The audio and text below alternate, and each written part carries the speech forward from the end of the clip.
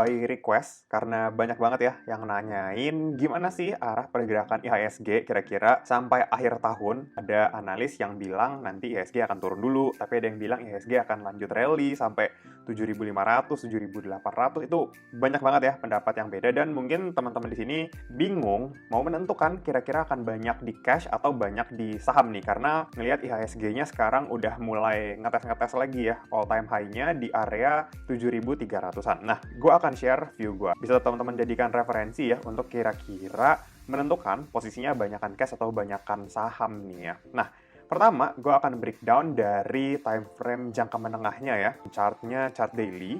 Dan kalau misalkan teman-teman lihat di sini, ini ada parallel channel ya, yang warna biru. Dan IHSG itu sebenarnya dalam jangka menengah ya dari tahun 2021, yang artinya udah hampir 2 tahun ya IHSG itu bergerak dalam fase uptrend. Kelihatan ya, IHSG terus-menerus membentuk higher low dan juga higher high. Ini ya, konsisten. Terus di tahun 2021 akhir ya, sampai awal 2022 di kotak ini, IHSG memang sempat sideways cukup panjang ya, dari bulan Oktober sampai Februari. Berarti sekitar 4 bulanan ya, sideways, bolak-balik, terus akhirnya baru breakout di awal Februari dan ngacir sampai 7.300-an ya, sampai all time high-nya. Dan ternyata memang belum koreksi ya setelah itu, dan ya wajar aja kalau misalkan IHSG-nya koreksi dulu nih ke support sebelumnya di area 6.500 ya. Turun terus naik ya, sempat sampai high-nya lagi tapi belum bisa bikin new high, dan koreksi lagi ya ke 6.500-an. Nah, di sini sebenarnya ada poin yang bagus ya, karena IHSG-nya ini tidak membentuk lower low ya di konsolidasi. Karena kalau misalkan dia jebol ya, ini nggak bagus nih. Nanti kita akan ketemu double top di sini nih ya. Jadi teman-teman tahu lah ya, kalau misalkan muncul pola double top ya, ini adalah pola reversal ya, dari yang tadinya uptrend menjadi downtrend, menjadi bearish. Ini lagi naik-naik sini, ketemu double top, bikin new low, dan kalau misalkan drop, mungkin potensinya kita bisa lihat IHSG di bawah 6.000 lagi, mungkin 59 sampai 57-an. Tapi untungnya nggak kejadian, dan memang sempat cenat-cenut ya waktu itu ya, bikin ekor di sini. Waktu itu IHSG turun 2% lebih di tanggal 4 Juli, habis itu langsung recover ya, sempat 2 kali sideways, dan ternyata memang ya dia masih nurut gitu sama uptrend channel yang warna biru ini. Jadi di sini kena ya, kena naik, terus ini kena lagi, terus habis itu naik langsung. Jadi uptrend channel yang biru ini menurut gue cukup valid, dan sekarang lagi berada di area resistennya nih. Memang nih udah beberapa hari kan dia ada di resisten sini. Resistennya itu di antara 7.200 sampai 7.300-an. Ya, ini adalah resistennya. Jadi kalau misalkan per video ini dibuat ya di minggu kedua bulan September, teman-teman nanya nih, misalkan kondisi gue sekarang gimana? Kondisi gue memang masih banyak di saham ya, tapi mungkin sahamnya itu yang udah dipegang dari pas IHSG-nya koreksi ke bawah 7.000-an. Ya, jadi itu tinggal pegang aja ya, beberapa emiten yang naiknya udah banyak, memang udah gue take profit. Tapi untuk entry, menurut gue di kondisi sekarang gue belum gitu yakin ya, karena gue akan lebih nyaman setelah nanti dia bikin new high ya, breakout ini confirm gitu ya, closing di atas 7.300. Nah, itu baru gue akan lebih nyaman untuk agresif lagi ya, karena ya confirm IHSG-nya, indeksnya, cuacanya gitu ya. Memang kita tradingnya nggak trading indeks sih, nggak trading IHSG, tapi gue analogikan IHSG ini sebagai cuaca. Jadi kalau misalkan cuacanya mendukung, ya udah, saham-saham yang di dalamnya juga akan lebih besar kemungkinannya untuk naik gitu ya. Nah, kalau misalkan lihat kayak begini kan udah tahu ya tadi view gue akan sedikit menahan ya belanja, apalagi belanja saham-saham big caps yang udah dekat resisten. Nah, itu gue agak avoid dulu. Mungkin sekarang kalau misalkan mau main, ya trading di mid cap atau di small cap aja ya dalam beberapa waktu ini. Cuma kalau misalkan kita zoom in ya ke time frame 15 menit, ke time frame yang lebih pendek, di sini teman-teman akan lihat ada uptrend channel yang lebih kecil lagi. Nah, ini jangka pendeknya gue bikin di time frame 15 menit, dan di tanggal 12 September ya, per video ini dibuat, dia memang ada di area support time frame pendeknya ya. Dan dia berpotensi mantul. Mantulnya ke berapa? Mantulnya dia akan ke uptrend channel yang ini juga ya.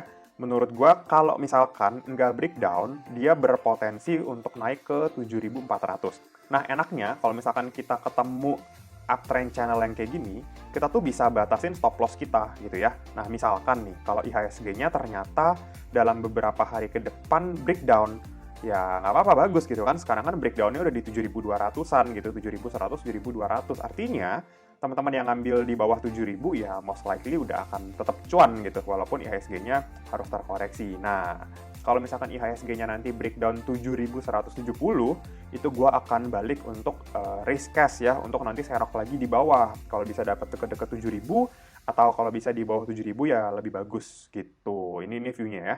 Karena by historical ya, by statistik, gue akan mundur ya. Gue akan mundur ke time frame bulanan ya. Secara historical, beberapa tahun terakhir memang bulan September itu adalah bulannya IHSG untuk merah ya. Memang nggak pasti, cuma by historical kejadiannya lebih banyak ya September itu IHSG terkoreksi. Oke, kita lihat ya, coba ya. September 2021. Di sini hijau plus 2%. Kita mundur lagi ke September 2020. Nah, di sini merah ya, minus 7%. Jadi 2020 itu memang IHSG kan bagus ya. Kayak hampir semua bulannya itu hijau, tapi ada satu yang merah itu bulan September dan minusnya lumayan, 7%. Itu 2020. Terus kita mundur ya, September 2019. Minus juga, ya, minus 2,5%. Mundur lagi, September 2018, oke.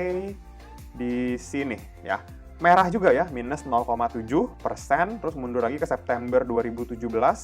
Di sini hijau tipis, plus 0,6 ya.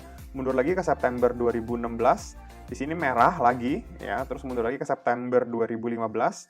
Di sini merah juga, minus 6%. Mundur lagi ke September 2014. Di sini merah lagi, merah tipis.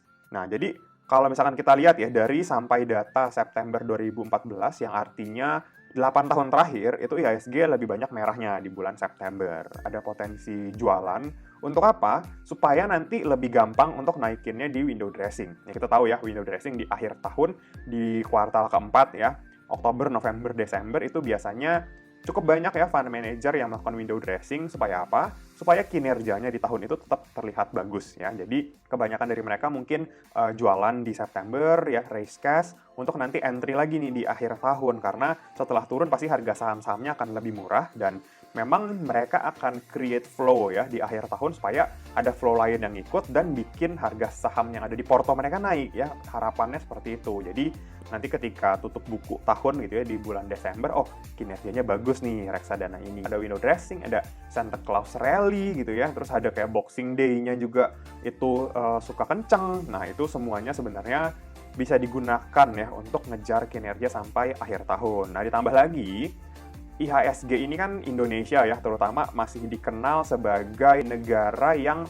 fokusnya adalah komoditas. Nah, komoditas salah satu yang paling banyak ekspornya itu adalah batu bara. Nah, biasanya saham-saham batu bara ini juga akan rally ya di akhir tahun, karena demand-nya akan lebih tinggi yang bikin harga batu baranya naik. Nah, harga batu baranya naik akan ngedorong harga saham batu bara di Indonesia. Menarik ya, Adaro menarik ya, walaupun udah naik cukup tinggi, mungkin kita bisa lihat untuk manfaatin koreksinya. Terus ada ITMG ya, juga pastinya ini menarik ya, karena ini salah satu eksportir yang cukup besar juga. Banyak pendapat September ini kalau misalkan nggak turun, mungkin turunnya malah akan di bulan Oktober ya, akan delay. Tapi tetap menurut gue nanti di bulan Desember akan ada window dressing. Nah, gue pribadi ya, mungkin teman-teman yang ngikutin channel ini, tahu ngikutin live gue di Instagram, pasti udah tahu ya, view gue untuk 2022 ini IHSG akan bullish ya.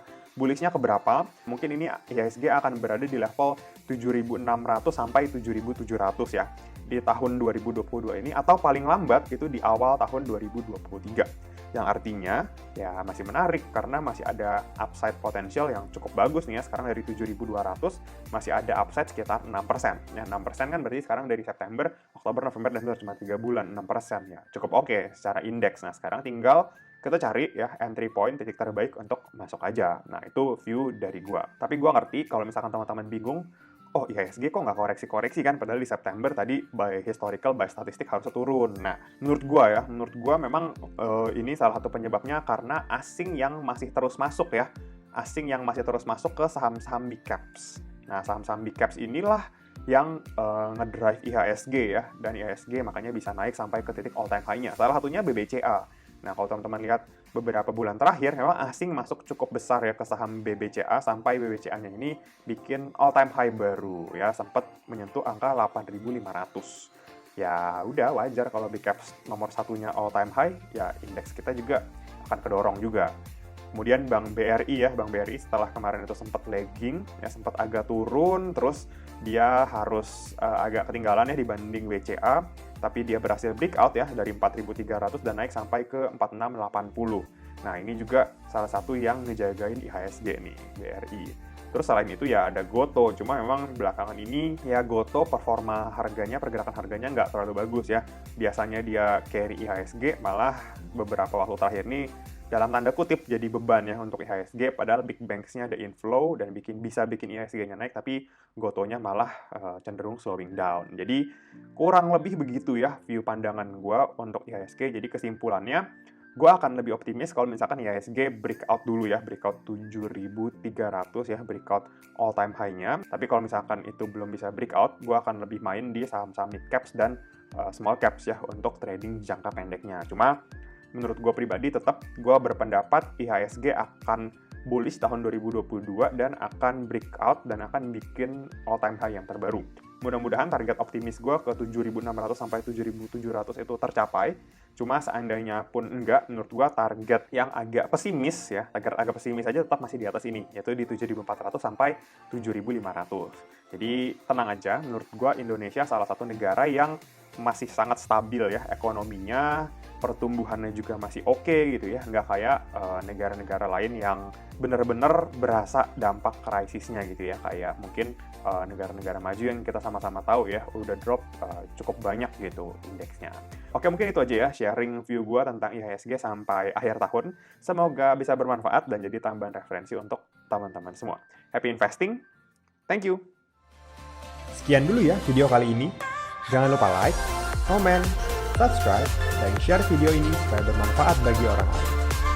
Thanks for watching and see you on the next video.